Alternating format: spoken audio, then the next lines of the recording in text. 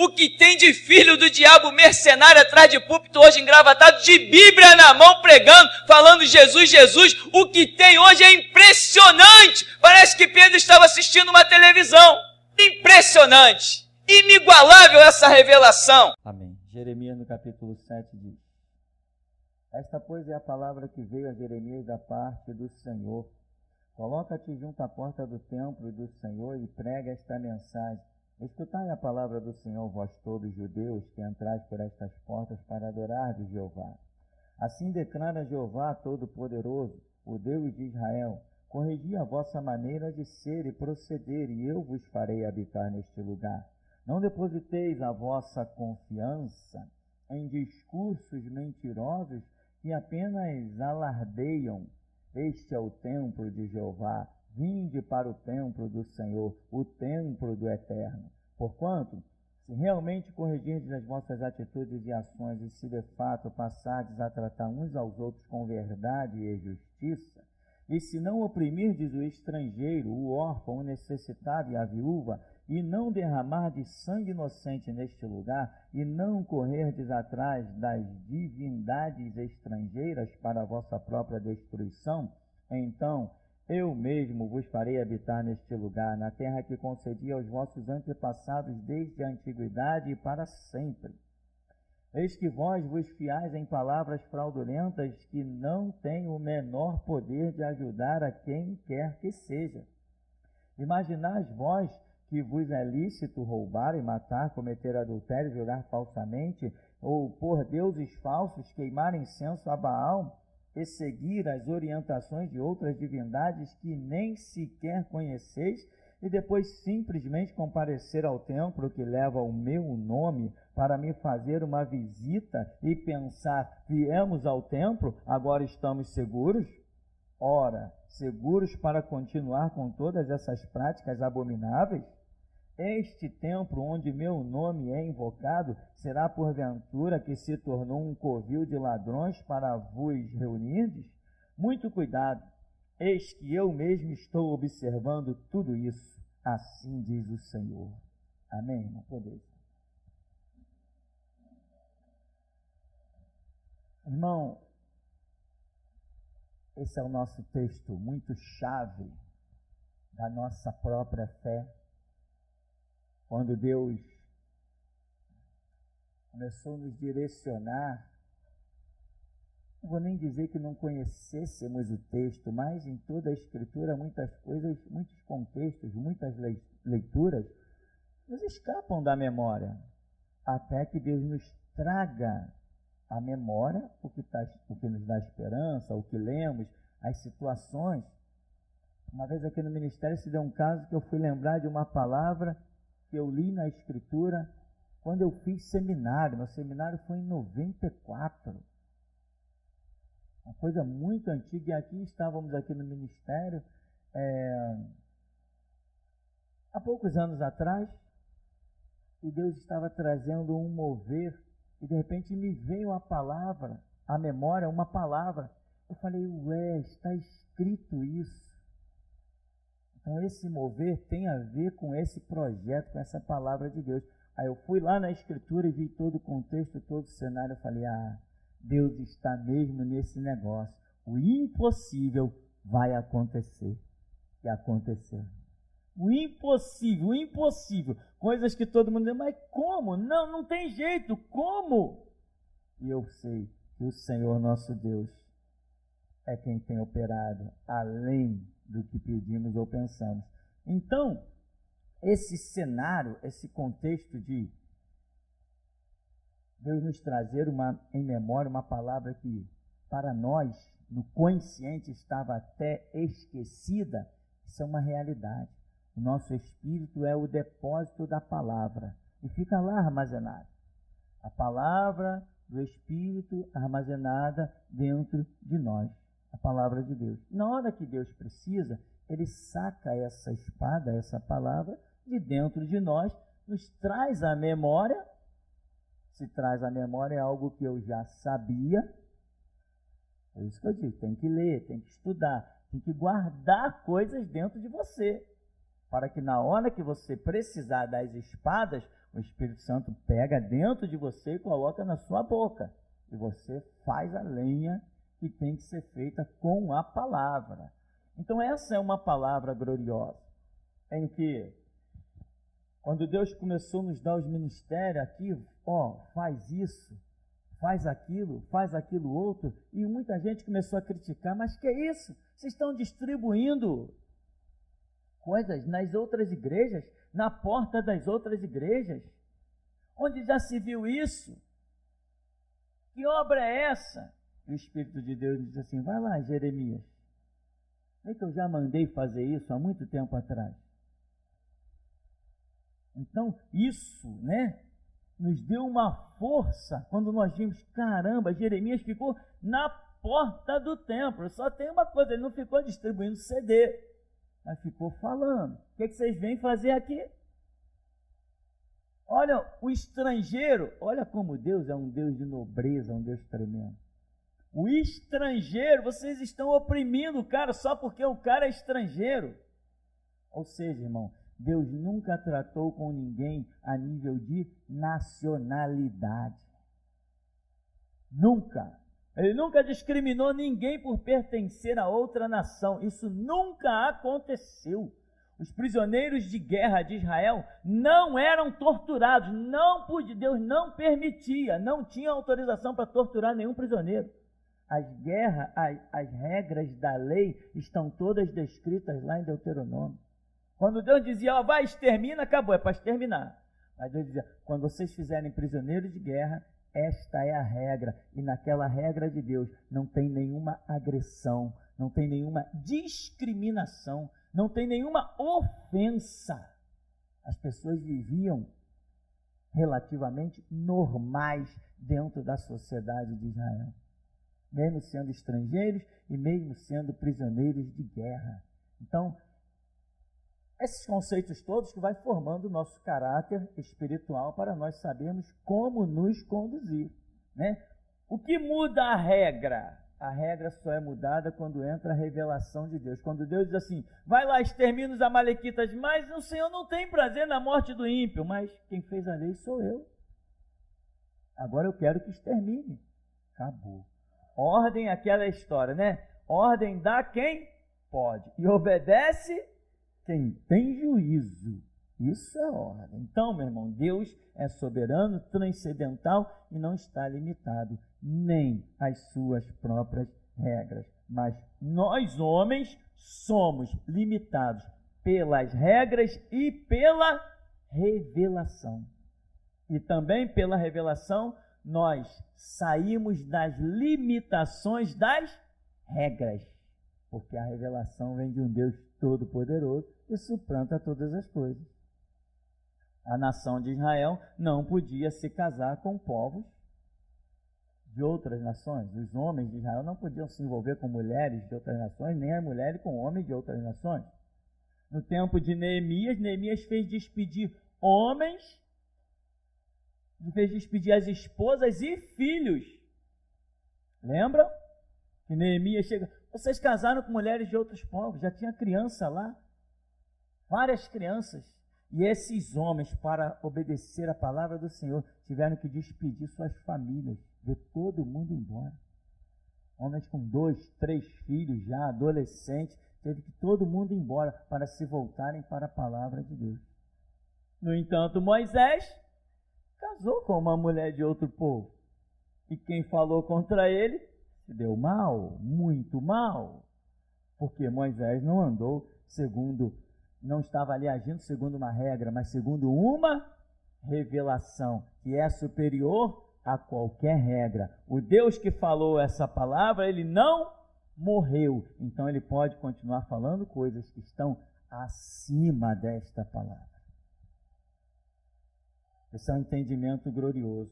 Mas, irmão, Jeremias aqui, ele vem trazendo à memória, no seu chicote, tudo que o povo está fazendo de errado, que já era regra de Deus, já era lei de Deus, milenar, que eles deveriam ter uma conduta diferente. Ora, Jeremias está falando assim, vocês estão adorando estátuas, estão seguindo outros deuses.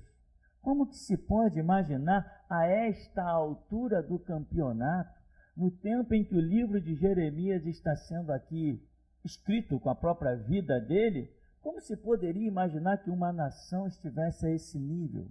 O que aconteceu com a nação? Ela não progrediu, ela regrediu. Deus parou de operar na vida de Israel? Não, nem um instante, nem um minuto, nem um segundo. Até quando Deus os levou em cativeiro, estava falando, estava operando, estava mostrando que Ele era soberano, estava mostrando a sua vontade. Até oprimindo eles e os levando em cativeiro, eles estão vendo Deus. Os profetas estão dizendo, olha, vem aí um exército, vem aí Babilônia, vem aí os inimigos, e vai acontecer isso, isso e isso. Até sendo oprimidos, eles viram que Deus permanecia vivo, real, e operando no meio deles, ainda que operando contra eles. Israel prosperou como? No ouro e na prata. Israel prosperou nas suas casas com varandas, nos seus terraços. Israel prosperou no seu comércio. Saíam de uma cidade para negociar na outra, voltavam carregados de ouro, de moedas de ouro, de prata.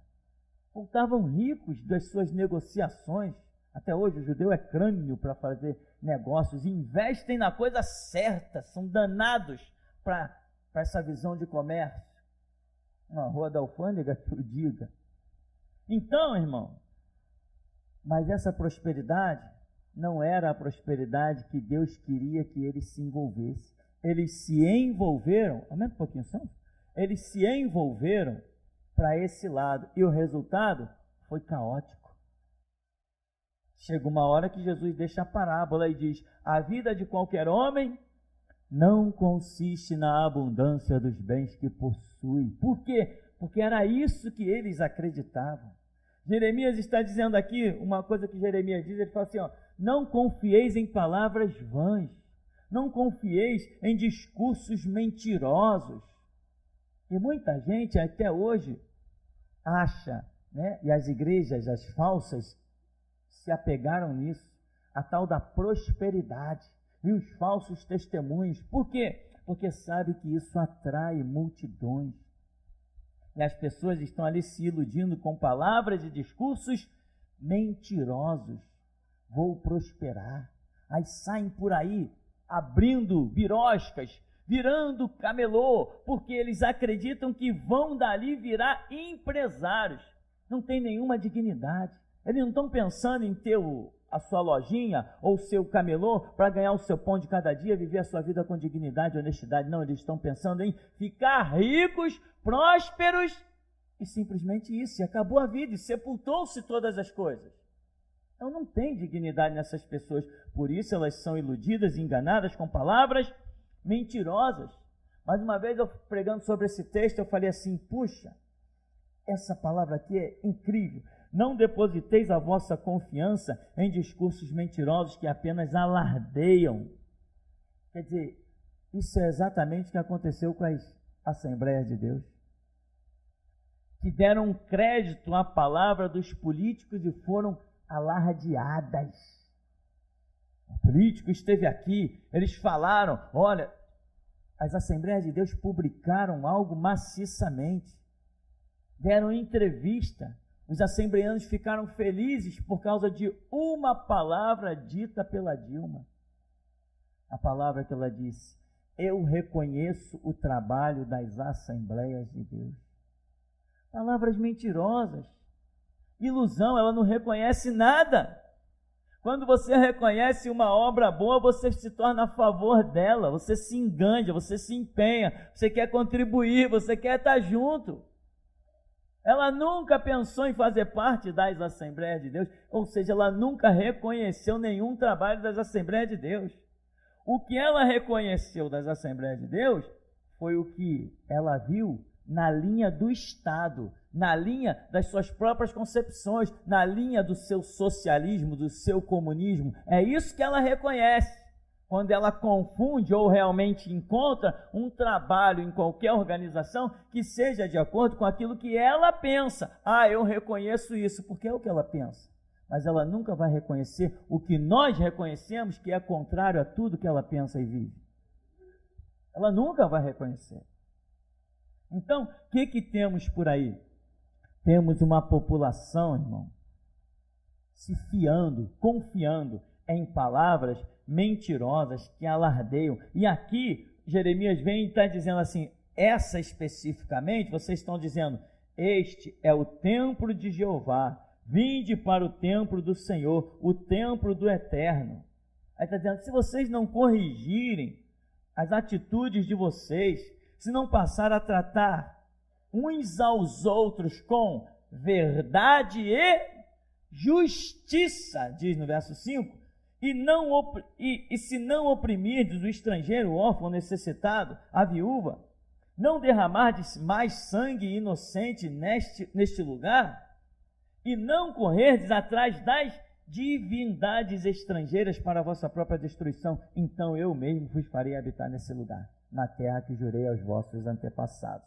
Então, meu irmão, presta atenção, o que Deus quer de você? Para e pensa. Israel conhecia um Deus. E essa nação Israel, ela sempre teve os seus momentos altos e os seus momentos baixos. Ela sempre esteve lá em cima e esteve lá embaixo. Então vamos agora virar para trás e vamos olhar para Israel. O que é Israel? O que são os judeus? Eles não são nada. Eu disse nada. Falei nada. O que é nada? É nada. Não reconheço nada em Israel. Se algum pastor por aí está reconhecendo, é problema dele. Eu não reconheço nada em Israel. Israel, eu não consigo olhar para Israel e ver Deus. Não consigo. Se alguém está olhando hoje para Israel, está vendo Deus, irmão, está usando uma lupa muito poderosa. Eu não consigo. Mas é uma nação que o tempo todo disse estar servindo Deus. Uma nação que o tempo todo construiu templos e altares e sacrifícios e holocaustos para Deus. É uma nação que tinha e tem a história mais poderosa de todos os tempos. Um tal Moisés que libertou um povo do Egito, que acabou com o exército inimigo no mar, um povo que comeu o maná no deserto, um povo que viu a tremenda glória, um povo que o Messias, o Filho do Deus vivo, nasceu lá no meio deles, falou com eles face a face, os tocou, os libertou. Mas eles foram o tempo todo altos e baixos, altos e baixos. Olhamos para trás, o que vemos em Israel? Eu não vejo nada. Se a tua vida, irmão, é alto e baixo, daqui a pouco alguém vai olhar para trás, para a tua vida, e não vai ver nada. Você tem que ser firme e constante, sempre abundante na obra do Senhor, sabendo que o seu trabalho tem recompensa no Senhor. Esse negócio de hoje eu estou bem, hoje eu estou mal, meu irmão, o cristianismo não se utiliza desse tipo de caráter. Vai por mim no que eu estou te dizendo. O cristianismo só conta com quem está sempre bem o tempo todo. Não, aconteceu isso na minha vida, eu estou triste, mas estou firme. Estou triste no meu canto, mas se eu ouvir o som da trombeta para a guerra, com toda a minha tristeza, eu passo de mão na minha armadura, na minha espada e vou para o campo. Cristianismo só conta com quem está bem. E alguém lá no campo de batalha pode te encontrar e dizer assim, mas você não estava em prantos, em lamentos? E você diz assim, ainda estou em prantos e lamentos. Mas a obra do Senhor é mais importante que as minhas tristezas. Isso é estar bem, irmão. Isso é não parar. Será que vamos ter que lembrar a Helena novamente? Não parou. Tinha tristeza. Qual é a mulher que vê 10 filhos mortos e não tem tristeza? Mas depois de 10 filhos mortos, ela ainda tem o 11º filho. E a sua vida vai servir de testemunha e edificação até que a humanidade saia da terra. Nesta obra não há tempo para charme. Nesta obra não tem psicólogo, não tem babá. Essa obra é para valente.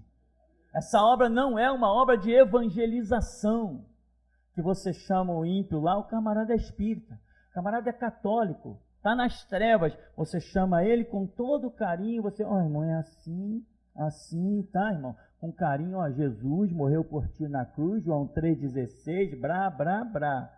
Isso, não é isso aqui não é isso. Aqui não é obra de evangelização. Aqui não é tirar das trevas para a luz. Aqui é restauração. Então, quem chegar de fora, do nada, das trevas, vai ter que dar seu jeito, vai ter que pagar o preço e crescer, porque babá eu não me torno de ninguém. Nem psicólogo. Tem um acompanhamento no gabinete, pastor? Não, nem gabinete não tem. Nem gabinete não tem. Poderíamos ter construído, aliás, posso fazer um gabinete lá em cima? Posso marcar um dia de atendimento pastoral. Quando eu pensei nisso, o Espírito Santo disse assim, o quê? O que você pensou? Ai, Jesus, misericórdia. Que gabinete pastoral, meu irmão?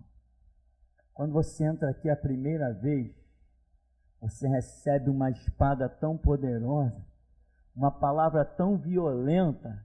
Se você crer, simplesmente vai ver a glória de Deus.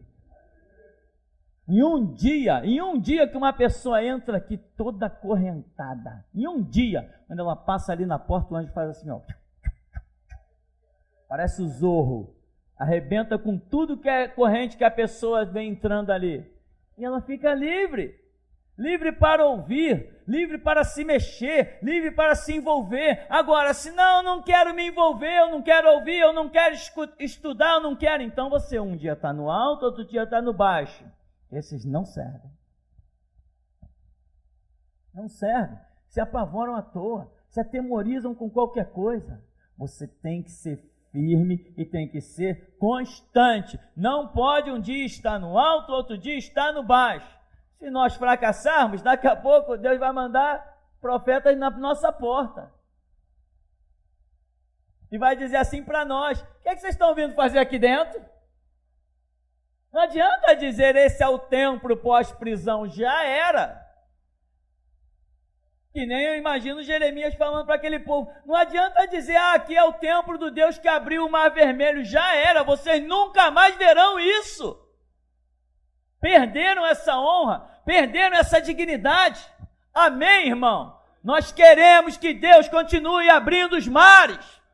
Queremos que Ele continue derrotando os inimigos, fazendo 1000 cair ao nosso lado, 10.000 à nossa direita. Nós queremos continuar a desfrutar do título de Jeová Rafá, Jeová Jireh, Jeová Shammah, Jeová Shalom. Queremos continuar desfrutando disso. Mas não é com, hoje eu estou bem, hoje eu estou mal, hoje eu estou firme, amanhã eu estou fraco. Não, tem que ser firme e constante. E o que é firme e constante? Não é ser firme e permanecer firme, é ser firme e daqui a pouco se transformar num gigante. Daqui a pouco da força de um gigante tem a força de 7, daqui a pouco da força de 7 a força de 70 vezes 7, porque Deus te deu todas as condições para crescer dia após dia. Se você hoje é o que foi ontem, está um perigo à sua vida, você está fracassando. Ontem já era, hoje é o dia, e o amanhã está diante de nós, irmão. As minhas conquistas até a meia-noite de hoje, ou a meia-noite de ontem, né? As minhas conquistas até a meia-noite que ficou para trás, já era. Deus já tem novos projetos comigo. Tem novos projetos contigo. Ou será que Deus planejou para você uma conquista aqui? Pronto, acabou. Foi assim com Moisés? Foi assim com Josué? Não. Josué, entra nessa cidade aí, tem uma cidade ali, ó. Conquista aquela cidade. Pronto, Senhor, conquistamos. Todo mundo está festejando e o Senhor chega para Josué e diz: por que esse povo está festejando? Eu tenho dezenas de cidades para vocês conquistar. Estão festejando o que aí? Diga a eles que não é para largar a espada, não é nem para tirar a roupa, não é para soltar o escudo, não. Vai, marcha! Josué conquistou 31 reis. 31 cidades Josué conquistou. Agora, tem gente que para nas primeiras conquistas e se sente todo satisfeito. Irmão, aquele que em nós começou a boa obra vai aperfeiçoar até o dia de Cristo Jesus. Até. Sabe o que é até? Sabe o que eu entendo de até o dia de Cristo Jesus? É o dia em que ele desce no milênio. O dia de Cristo Jesus, para mim, se resume, sabe em quanto tempo? Em 1000 anos. Para mim, isso que significa o dia de Cristo Jesus, para mim, é o milênio. No milênio, nós estaremos aperfeiçoados. Fazendo o quê? Trabalhando na terra para o reinado de Cristo que vem de Jerusalém. Milênio é um dia, o dia do Senhor. Porque para Deus um dia é como 1000 anos, e 1000 anos como um dia. Então, meu irmão,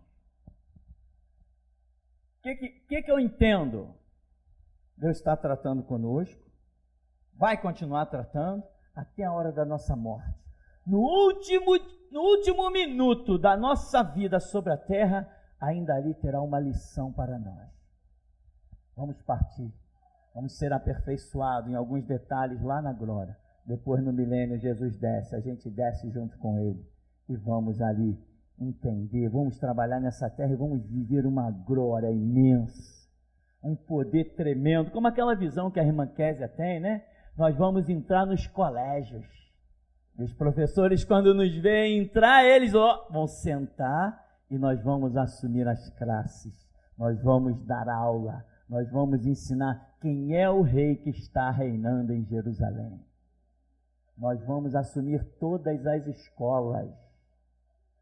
Pastor, será que vai ser mesmo assim? Sabe por que você pergunta isso? Porque a sua vida não é firme e constante, é alto e baixo. Porque nós vamos voltar no milênio e vamos assumir todas as escolas. Nós vamos entrar nas faculdades e os professores das faculdades, quando nos vê entrar, vai sentar e nós vamos dar aula. E todo dia, eles vão continuar aprendendo química, física, matemática e biologia, mas todo dia nós vamos passar nas faculdades, em todos os alunos, em todas as classes, e vamos ministrar as coisas de Deus lá dentro. Ninguém poderá nos dizer nada. Porque autoridade e poder só tem quem não precisa usar armas. E tem mais, hein? Nós vamos em tudo que é lugar. Nós vamos entrar nos quartéis. Exército, Marinha Aeronáutica, vai ter um novo almirante lá dentro chamado Tupirani. O cara que nunca serviu o exército vai comandar a Marinha. Sou eu. Você e todos nós. Então a obra é tremenda. Né? Tremenda. E viu na visão que ainda dizia? Tem gente que olhou aquilo e nem entendeu. Mas eu publico, boto lá. Ainda dizia que quando nós entrávamos nos hospitais, cheio de maca, daqui a pouco não tinha mais ninguém. Todo mundo foi curado pela nossa presença. Por quê? Porque é o reinado de Cristo. No seu reinado não haverá enfermo. Não diz a Escritura, quem pecar somente aos 100 anos será amaldiçoado?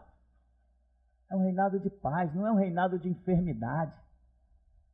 E toda a medicina representada dos médicos se curvará diante de nós. E depois, quando saíamos na rua, ainda vinha todo mundo com suas armas, com seus pedaços de pau, que está representado em todos os segmentos de uma sociedade. Quem usa um pedaço de pau para se defender, quem usa uma arma, quem usa um rifle, todo mundo vinha e depositava aos pés daqueles que vieram com Cristo reinar no milênio. Mas isso não é para quem hoje eu estou forte, amanhã eu estou fraco. Hoje eu estou muito bem, amanhã não, hoje eu não acordei muito bem, irmão. O não acordar muito bem não pode alterar o teu espírito. E tem gente que não acorda muito bem na sua carne e deixa que isso abata a sua alma e o seu espírito. Não, a palavra de Deus é poderosa, espada afiada de 2 gumes, e penetra a divisão da alma e do espírito, juntas e medulas. É apta para discernir os pensamentos e as intenções dos corações. Não importa, você pode amanhã ser provado por Deus e ser jogado em cima de um leito de hospital. Mas se alguém aparecer perto de você e dizer assim, e aí, como é que você está? Você vai dizer, vai tudo bem. Vai tudo bem! Vai tudo bem!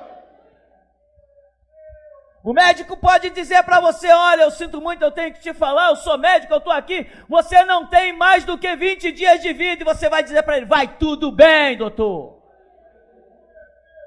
E a última palavra ainda não foi dada, doutor. A última palavra é daquele que não precisa abrir a boca para falar. Não é hoje está bem, amanhã está mal, tem que estar sempre bem.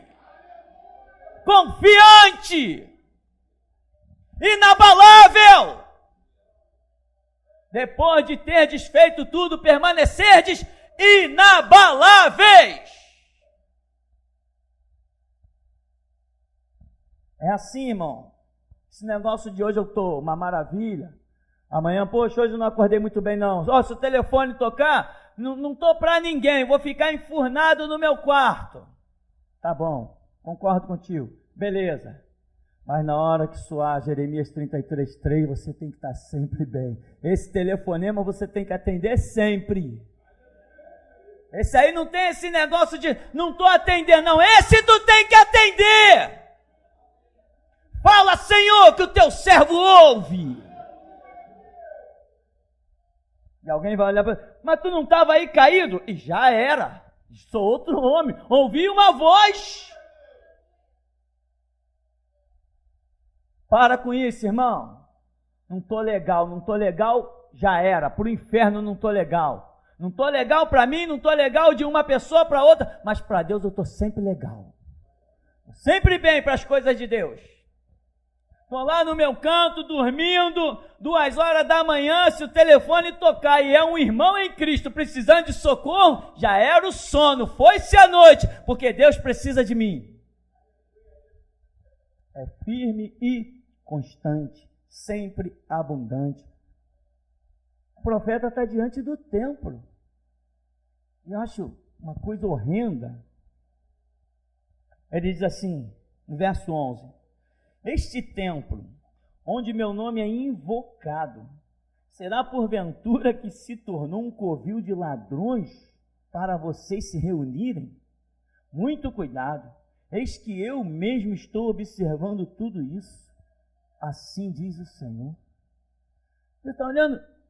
O meu templo se tornou um covil de ladrões? Por quê? Porque Deus está dizendo o quê? Vocês são os ladrões. É isso que Deus está dizendo através de Jeremias para os judeus. Lá vem sacerdote, lá vem escriba, lá vem os cantores, lá vem os levitas. Aí Deus, Jeremias, olha só isso aí. Eles estão pensando que o meu templo é um covil de ladrões. Olha só quanto safado vem aí. Olha quanto marginal vem aí com as batinas arrastando no chão. Eles estão pensando que os filactérios deles longos me enganam ou ofuscam a minha vista. Diz para eles que eles são ladrões, Jeremias. Amém, irmão? Mas se depender da minha fidelidade, e se depender da tua fidelidade, se depender da tua dedicação, se depender do teu sangue, se depender do teu corpo queimado como sacrifício vivo, santo e agradável a Deus, não se levantará profeta naquela porta. Eles falarão aqui dentro. Ele pode contar com o teu sangue, pode contar com a tua vida. As cordas que estão preparadas para os pescoços não verão o teu. Você não é traidor, você é servo do Deus vivo. Foi para isso que Deus te chamou. Não foi para eu chegar aqui e explorar você. Irmão, estamos com necessidades, precisamos de dinheiro, vírgula. Precisamos é de Deus. Então, meu irmão, policie, vigie a sua vida. Acordou de mau humor? Jesus, entrega esse mau humor na tua mão e luta contra ele. Está abatido, está triste? Você tem que entender como diz. Sempre se ouviu dizer que acima das nuvens brilha o sol. A águia não fica abaixo da tempestade, a águia fica acima. Você é a igreja, você é o evangelho de João, você tem a face de águia. Então, quando a tempestade vier para te jogar para baixo, ultrapasse ela, encara raios, trovão, nuvens escuras. Enquanto todos estarão sofrendo debaixo da tempestade, você estará olhando ela por cima. Raio não sobe para cima, raio só cai para baixo. Raio só atinge quem está embaixo, não atinge quem está em cima. Então, irmão, meu Deus, Deus está nessa terra, irmão. Deus está tremendamente nesse lugar. Não estou nem um pouco emocionado, o que eu estou sentindo aqui não tem nada a ver com emoção. Então exulta, canta. Não perde o que você está ouvindo hoje. Não deixe se escapar entre os teus dedos, nem entrar por um ouvido e sair pelo outro. Põe um bloqueio. Não deixe se escapar. Clama, Deus, escreve as tuas palavras nas tábuas do meu coração. Deus, faz do meu espírito um depósito para receber a palavra que proceda do teu espírito. Porque eu te digo uma coisa, eu aposto a minha vida e aceito o desafio, que o Deus vivo fala hoje na terra dos mortais, meu irmão. Então vence, você só tem motivos para vencer, não tem nenhum motivo para ser um derrotado, nenhum. O Filho de Deus foi dado por você. Olha, tem pessoas aqui dentro que estão dizendo assim: caramba, eu quase saí desse lugar, é mesmo? Agora exulta e canta, filha de Sião! Porque os que saíram hoje estão pranteando lágrimas de sangue, são peteca na mão do diabo e nunca verão a glória de Deus. Se alegra mesmo, exulta e canta, chora os teus rios de sangue aí hoje, rios de sangue de alegria. Porque os que saíram e hoje não podem mais voltar, estão lamentando, a sua alma geme, seu espírito se angustia, e eles andam na rua como múmias, como zumbis. Mas não será assim com os fiéis do Senhor, cuja promessa diz: o meu povo não ficará envergonhado para sempre. O meu povo, diz o Senhor, seja povo de Deus. Quem conhece Deus pode ficar mergulhado nas suas lágrimas? Quem conhece Deus pode ficar naufragado nas suas aflições? Quem conhece Deus, meu irmão, sabe em quem tem crido e está certo que Ele é poderoso para guardar o seu tesouro até o dia final. Então, Jeremias diz: olha, não deposite a confiança em discursos mentirosos, não. Negócio de templo do Senhor, templo do Senhor. Cadê a vida de vocês? Se isso aqui é templo do Senhor, quem olhar para nós tem que ver o Senhor. Se não olharem para nós para ver o Senhor, não adianta, meu irmão, lá fora nós escrevermos templo do Senhor. Não adianta de nada. Pedro não tinha um templo de referência. O homem estendeu a mão. Pedro, vai lá na igreja que eu vou orar por você. Não, Pedro imaginou, eu sou a igreja. Eu não vou mandar ninguém a canto nenhum, eu sou o cara. O Senhor Jesus falou comigo, eu te digo que tu és Pedro, e sobre esta rocha eu vou edificar a minha igreja. Eu sou o cara, então. Ei, olha para cá, olha para mim. Oh, levanta os olhos aí. Olha para mim. Eu não tenho prata, eu não tenho ouro. Mas eu tenho algo, eu tenho. E o que eu tenho, o que tem de mim, porque a igreja é a grande doadora da vida. O que tem em mim eu te dou, em nome do meu Senhor Cristo Jesus. Levanta e anda. E Pedro estendeu a mão e o puxou, porque ele não tinha força suficiente para ficar de pé, nem coragem. Mas Pedro usou a sua força e deu para ele, levantou ele, e ele começou a pular e entrou no templo, e todos se escandalizaram. A verdade, a glória, o amor, a santidade, a misericórdia de Deus escandaliza um mundo que jaz no maligno, que está em trevas, governado pelo diabo, aonde o diabo está fardado em nome do Estado.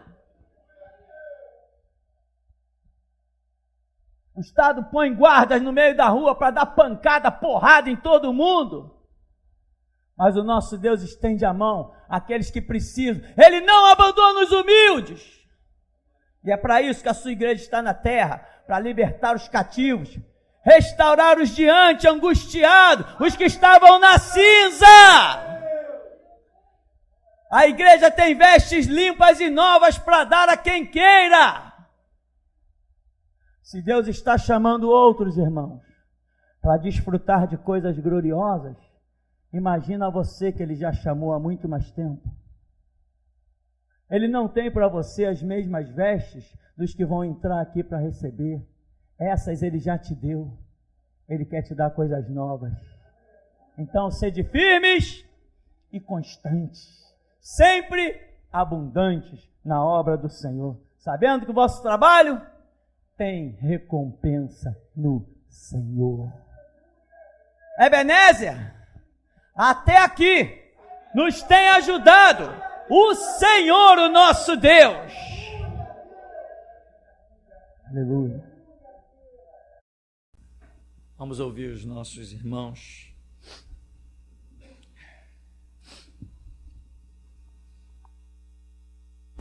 No começo do culto, eu vi uma grande espada cair de lado na frente do púlpito, dividindo a parte do púlpito assim com a congregação, assim, ela caiu enterrando assim de lado, quase até o cabo, ficou pouca coisa da lâmina para fora, ela enterrou muito no chão. Amém. Enquanto ainda no começo do culto, bem no começo, quando o Senhor começou a cantar o primeiro louvor, Elias, eu vi aquela capa vermelha vestida no Senhor. Eu vi o Senhor vestido com aquela capa vermelha. Amém.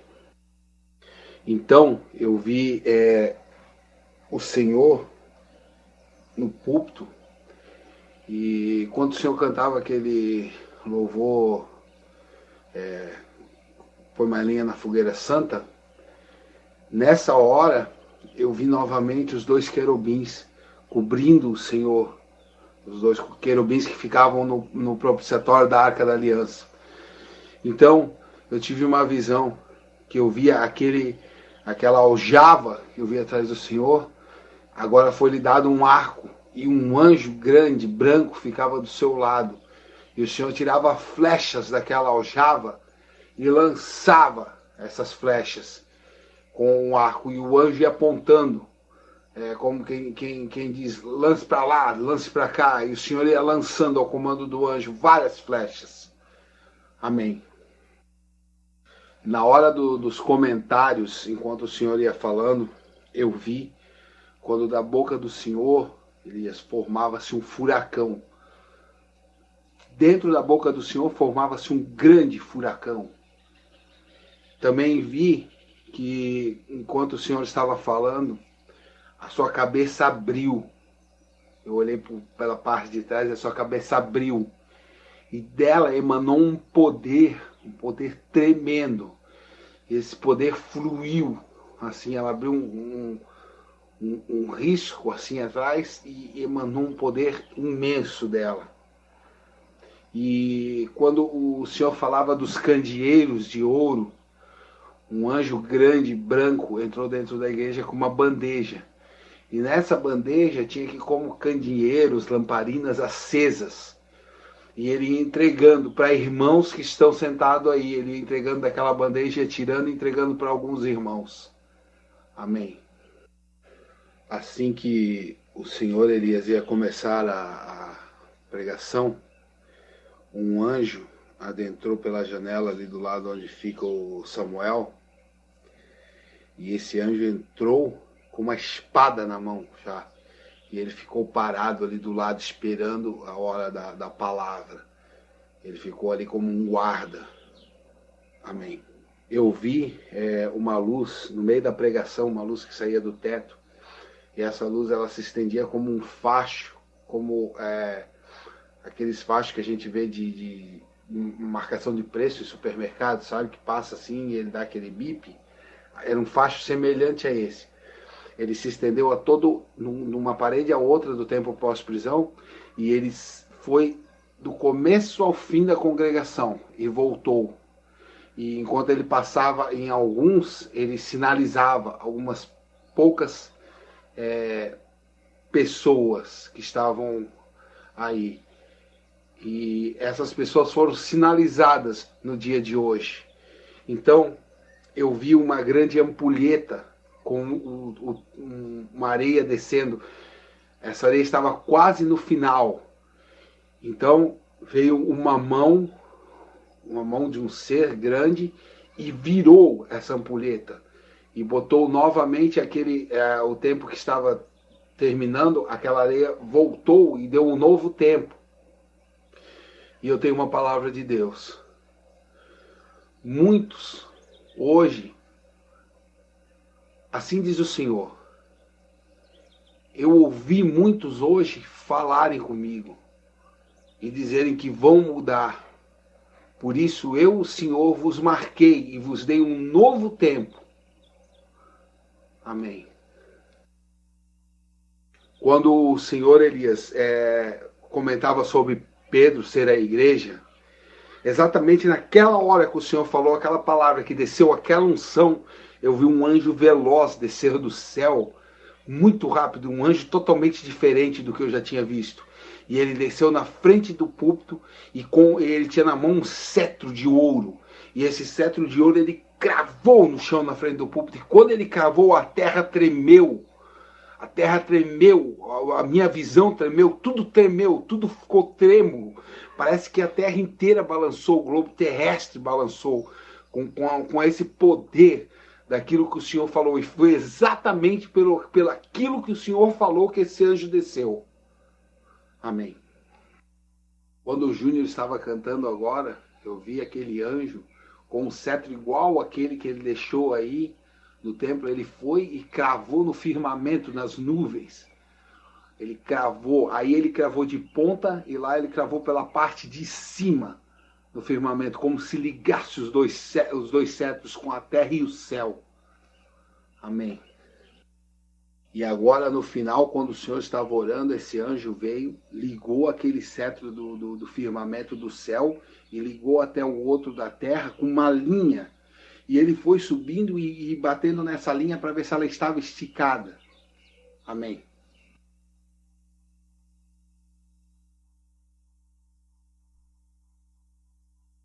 Não. Irmão Alexandre, tem algo? Amém. Tem microfone?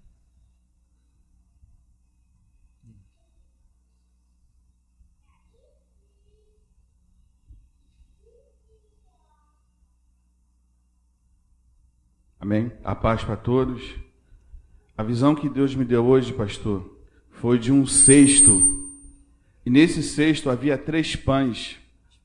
E desses 3 pães, o Espírito Santo de Deus me dizia: eu sou o pão que desceu do céu.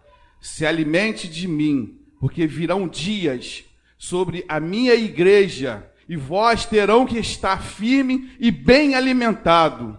Logo em seguida, eu via muitas bocas, aleluia, louvado seja Deus, e essas bocas iam de encontro aos ouvidos dos irmãos, e muita gente dava ouvido àquelas bocas falsas que vinham em encontro a seus ouvidos. E Deus manda dizer à igreja: ficai firme e vigiai com aquilo que vocês estão ouvindo. Virão coisas terríveis aos seus ouvidos. Mas preste atenção no que Deus está falando com a sua igreja. Preste atenção, porque assim diz o Senhor: aqueles que deram ouvido à voz do diabo ficarão do lado de fora. Até aqui, aleluia, pastor. Aleluia. Amém? Monta aí.